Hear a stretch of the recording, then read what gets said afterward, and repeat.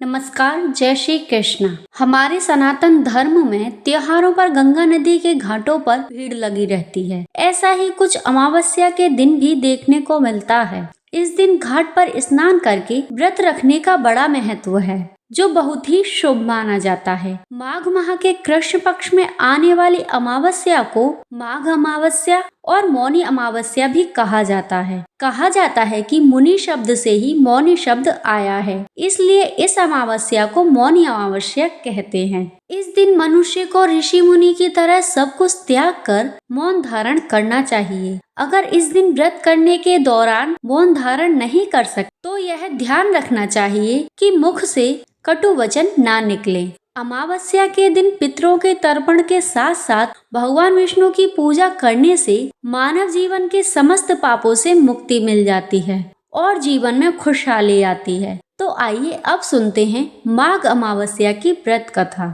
बहुत समय पहले की बात है। कांचीपुरी नगरी में देवस्वामी नाम का एक ब्राह्मण रहता था। उसकी पत्नी का नाम धनवती था। उसके 7 पुत्र और एक पुत्री थी। पुत्री का नाम मालती था। ब्राह्मण के 7 पुत्रों का विवाह हो चुका था। उसकी पुत्री भी विवाह योग्य थी। अब उसे अपनी पुत्री की विवाह की चिंता थी। ब्राह्मण ने अपनी पुत्री के विवाह के लिए उसकी जन्म कुंडली पंडित जी को दिखाई, तो उन्होंने उसकी कुंडली में वेद दोष बताया। पंडित जी ने बताया कि सप्तपदी होते होते अर्थात 7 पैरों के दौरान ही तुम्हारी कन्या का पति मर जाएगा और यह विधवा हो जाएगी। ब्राह्मण ने पंडित जी से वेद दोष निवारण के लिए उपाय पूछा, तो पंडित जी ने बताया कि सोमाधोविन की सेवा करने से इस दोष का निवारण हो सकता है। फिर ब्राह्मण ने पंडित जी से सोमाधोविन के बारे में पूछा, तो उन्होंने बताया कि भारत के दक्षिणी समुद्र के बीच एक सिंघल द्वीप है और वहाँ सोमा नाम की धोबिन रहती है, जो बहुत ही पतिव्रता स्त्री है।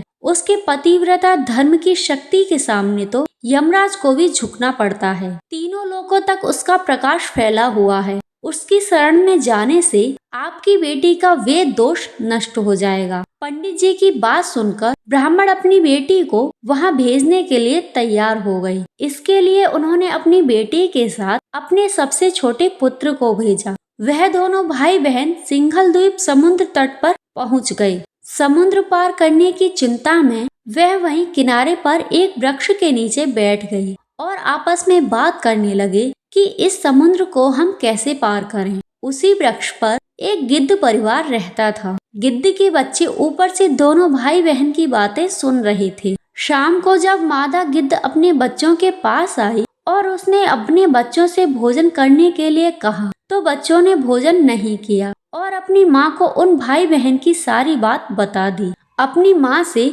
उनकी सहायता करने को कहा। फिर मादा गिद्ध उनकी सहायता करने को तैयार हो गई और उन दोनों भाई बहन को सोमा धोबिन के यहाँ पहुँचा दिया। वह दोनों सुबह जल्दी उठकर सोमा के घर की झाड़ू बुहारी करके साफ सफाई कर देते थे। घर की इतनी अच्छी साफ सफाई देखकर सोमा ने अपनी बहुओं से पूछा कि घर की साफ सफाई कौन करता है, तो उसकी बहुओं ने बताया कि मालती और उसका भाई यह काम करते हैं। लेकिन सोमा को अपनी बहुओं की बातों का विश्वास नहीं हुआ। उसने सच्चाई जानने के लिए एक रात जागकर भाई बहन को साफ सफाई करते देख लिया।